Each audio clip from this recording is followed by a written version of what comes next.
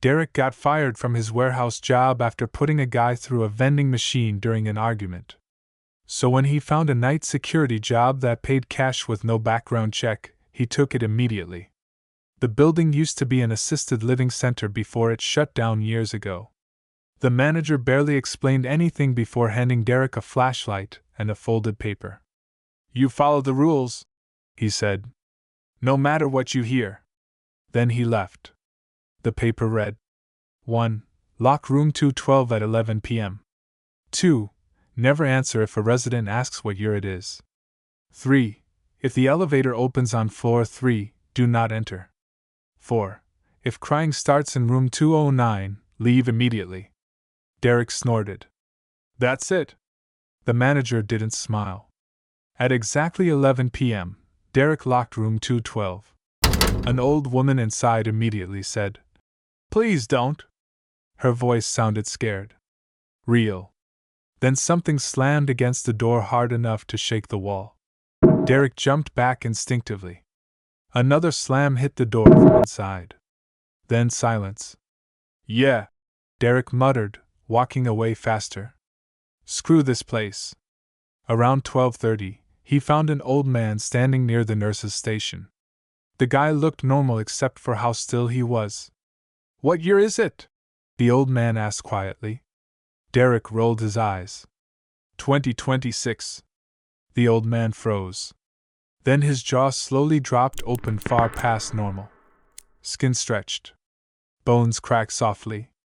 Every room door down the hallway creaked open at the same time. Derek heard footsteps inside them.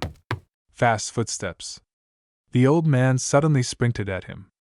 Derek reacted immediately and drove a hard kick into the man's knee. The leg bent backward with a loud snap. But the old man didn't even slow down. Jesus Christ! The thing lunged at him anyway. Derek grabbed a metal floor stand and swung it like a baseball bat. The pole smashed into the old man's face with a wet crunch. Teeth flew across the floor. The old man dropped, twitching violently. But his arms still clawed toward Derek. Derek cursed and brought the pole down again directly onto the thing's head. This time the skull cracked open. The body stopped moving. The hallway went quiet. Then shapes slowly started emerging from the open rooms. Residents. Nurses. People dragging themselves forward with broken legs. One woman smiled at Derek with half her face hanging loose. Another man walked into the hallway holding his own arm backward like it was broken. Derek's breathing changed. He realized these things could take damage. But not like normal people. A nurse suddenly rushed him from the side. Derek slammed her into the wall so hard a framed painting shattered beside her head. She hissed right into his face. Her mouth smelled like standing water. She grabbed Derek's wrist with impossible strength. He headbutted her hard enough to break her nose. She still smiled.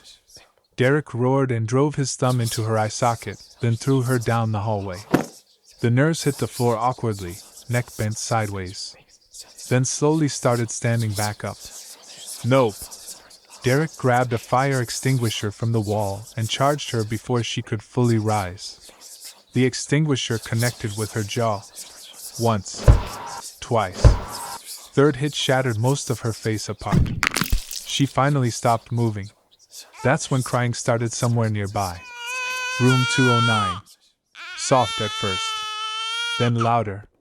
All the figures in the hallway suddenly stopped moving and turned toward Derek together. The elevator behind him dinged softly. The display overhead lit up. 3. The doors slowly opened. Inside the elevator stood 3 people staring at him. One of them was the old man Derek already killed. His crushed skull was still caved in. He smiled anyway. Then all 3 stepped out at the same time.